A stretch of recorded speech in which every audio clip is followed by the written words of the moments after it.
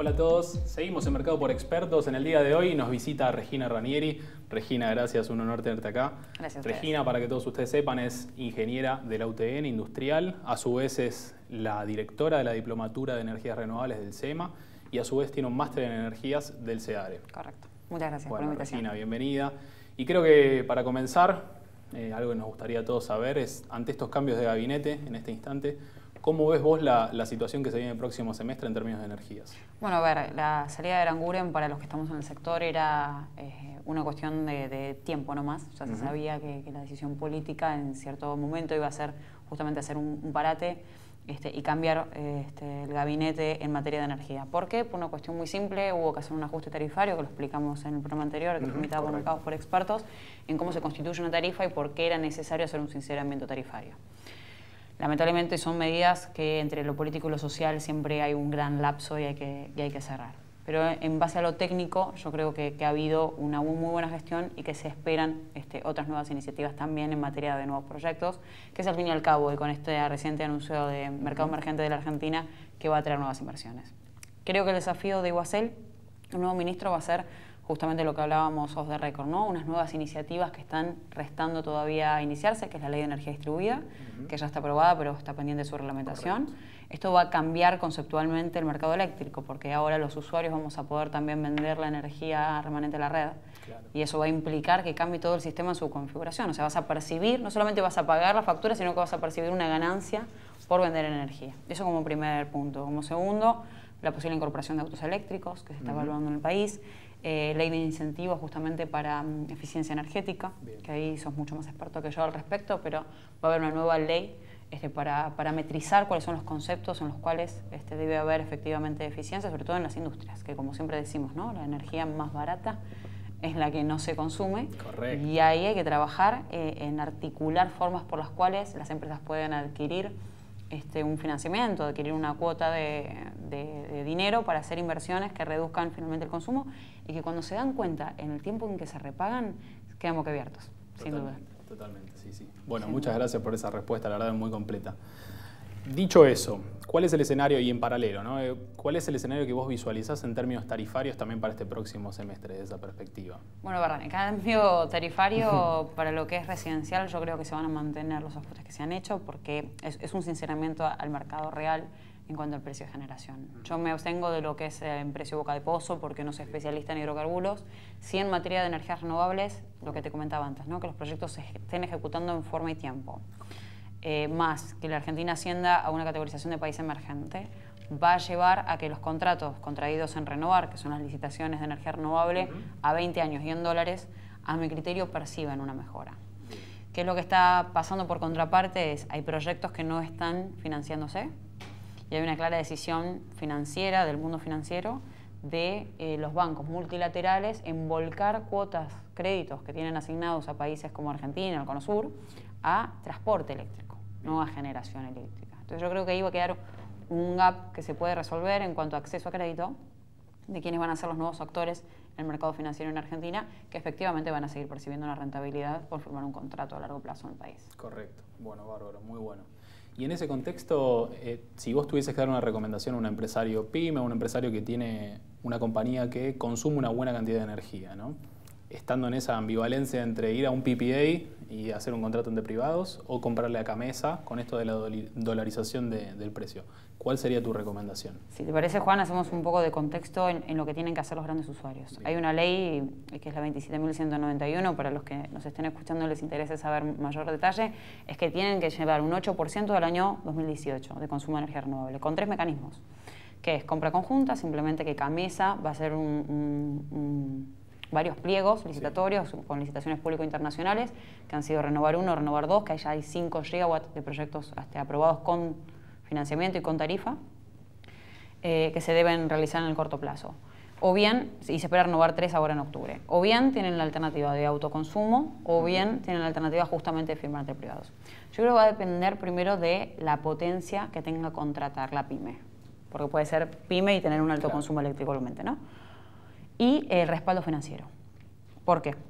Porque hoy, si vos no haces nada, directamente te va a llegar un consumo eléctrico, simplificando, ¿no? Un consumo eléctrico en tu tarifa donde dice cuota por energías renovables, precio de Renovar más el costo de transporte y administración. Correcto. Si vos no haces nada, tenés que formalizar un contrato. Eso va a depender y tu rentabilidad de la inversión, ¿no? Si lo pensás como un proyecto o si lo pensás simplemente como un suministro de energía. Yo creo que las grandes empresas, los grandes consumidores, tienen la opción de financiarse y de hacer un proyecto por su cuenta, Bien. que es lo que está pasando hoy en día, donde tienen un poder negociador en el mediano o largo plazo, son contratos a 5, 10, 15 años, no a los 20 que pretende Gamesa, pero sí poder sumar una potencia que te justifique también la economía de escala de un proyecto de alta envergadura. Correcto. Si no es así y si el rol es mucho más cortoplacista de la inversión, yo creo que preferiría tomarme una compra conjunta de Gamesa y ver cómo evoluciona el mercado. Lo cierto es que hay todavía un gran temor en de qué forma trabajar y todo va a depender del acceso al crédito. Bien, excelente. Y para las empresas que tienen la meta de llegar al 8% de energías renovables y luego extenderla hacia el 20%, en base a tu experiencia en UL Renovables, ¿vos ves que ya van hacia el 20% directamente o están yendo primero con pasos cortos? Sí, te comento, UL Renovables es una empresa norteamericana, nosotros hacemos consultoría de proyectos. Vemos proyectos casi todos los del país, en algún momento pasan por cualquiera de los servicios que ofrece nuestra cartera por el escritorio, por eso nos reíamos antes de escena que el mapeo que se tiene es muy bueno. Yo creo que están yendo todos, sobre todo en eólica, a alta potencia, a más que el 8%. ¿Por qué? Porque te da, como te digo antes, una economía de escala. Y vos tener un remanente de tu potencia instalada te permite también, inclusive, jugar con tus vecinos o hacer un conglomerado de empresas. Sin dar nombres, las principales 5 empresas de granos del país se han unido para justamente firmar un contrato más largo plazo y tener una economía de escala que te reduzca el CAPEX. Lógicamente, al reducir la inversión final, pensá que cada megawatt instalado son cerca de un 1,2 millones de dólares. Claro. Entonces, la inversión llevada a un contrato entre distintas partes, por supuesto que te ayuda a tener una mayor reducción en los costos finales de megawatt hora. Y los precios van a bajar. Porque esto pasó en 2009, no sé si trabajás ya en la industria, pero en 2009 hubo una primera licitación que fue la de Genren, donde los precios eran de $540 para el caso de solar. Recuerdo, y de eólica eran 130, cuando ahora estamos hablando de 50, 45 dólares. ¿Qué pasó en el medio que hubo esa reducción de precio? Primero, una curva de aprendizaje al mercado en su conjunto, un más sencillo marco regulatorio que te permitió apalancarte con garantías del Banco Nación, del Banco Vice y con Tesoro del Fondo Nacional, Fondos del Tesoro Nacional. Que permitió. Y por lo tanto hubo una evolución tecnológica. Claro. Que eso también lo percibimos ahora en solar distribuida. Correcto. Antes una inversión de 1 megawatt solar estabas hablando de 5 millones de dólares. Ahora por 0,7 lo tenés. Correcto, sí. Y esa reducción de costos también ha incidido en la formación final del precio y yo creo que la mejora todavía, que aún hay remanente y salió el otro día un informe al respecto, van a seguir reduciendo hasta un 20% de los costos y se va a optimizar el costo de la batería. Ese va a ser el otro gran desafío tecnológico que va a tener el sector, porque hoy juegas con la intermitencia y con la complementariedad de potencia firme que te respalde el soporte renovable.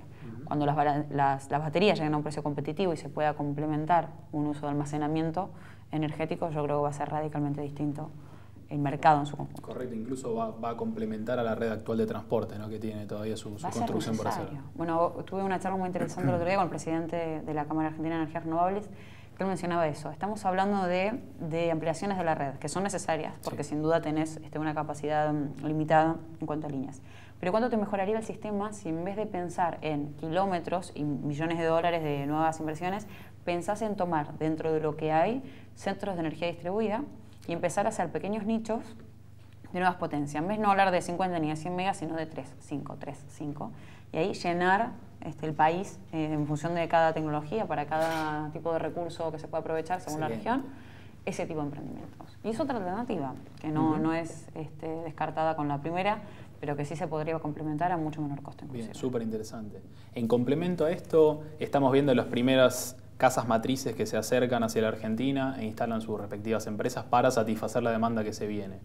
¿Vos ves que se va a seguir desencadenando esa visita de empresas que vienen con la experiencia europea, con la experiencia china? Sin duda, bueno, UL es norteamericana y nosotros teníamos, UL formalmente era el Instituto Alemán de Energía Eólica, por lo tanto todas las empresas de Europa, de Norteamérica, por supuesto que vinieron al país a través nuestro porque ya nos conocían de otras regiones.